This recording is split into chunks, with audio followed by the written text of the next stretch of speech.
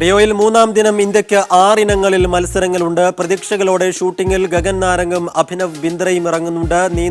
നീന്തലിൽ സജൻ പ്രകാശ് ഇറങ്ങുന്നുണ്ട്. ഇന്നത്തെ ഇന്ത്യൻ പ്രതീക്ഷകളുമായി റിയോയിൽ നിന്നും ഞങ്ങളുടെ പ്രതിനിധി ഫിറോസ് ഖാൻ തയ്യാറാക്കിയ റിപ്പോർട്ടിലേക്ക്.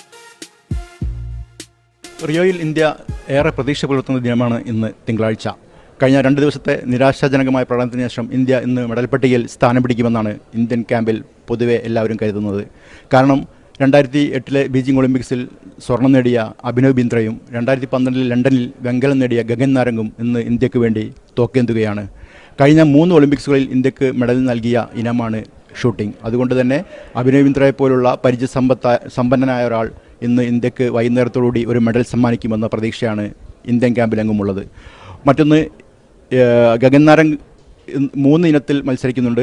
അതിൽ ഒരിനം മാത്രമാണ് ഇന്ന് നടക്കുന്നത്. അതായത് 10 മീറ്റർ എയർ പിസ്റ്റൽ ഇനത്തിലാണ് രണ്ടുപേരും മത്സരിക്കുന്നത്. അഭിനവ് ബിന്ദ്രക്ക് ഇന്ന് ഈ ഒളിമ്പിക്സിൽ ഈ ഒറ്റ ഇനം മാത്രമേ ഉള്ളൂ. മറ്റൊന്ന്, ഹോക്കിയിൽ 2 ഇന്ത്യൻ പുരുഷ വനിതാ ടീമുകൾ ഇന്ന് രണ്ടാമത്തെ അംഗത്തിന് ഇറങ്ങുകയാണ്. പുരുഷന്മാർ ജർമ്മനിക്കെതിരെയും വനിതകൾ ബ്രിട്ടനെതിരെയുമാണ് മത്സരിക്കുന്നത്. ഈ 2 ടീമുകളും ശക്തരാണെങ്കിലും ഇന്ത്യയുടെ ഇതുവരെയുള്ള പ്രകടനം ഹോക്കിയിൽ വളരെ ശുഭോദർഹമാണ്. അതോടൊപ്പം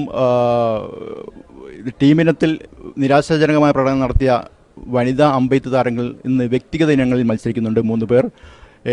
മലയാളിയായ സജൻ പ്രകാശ് ആദ്യമായി ഒളിമ്പിക് നീന്തൽക്കുളത്തിൽ ഇറങ്ങുന്നതും ഇന്ന് തന്നെയാണ്.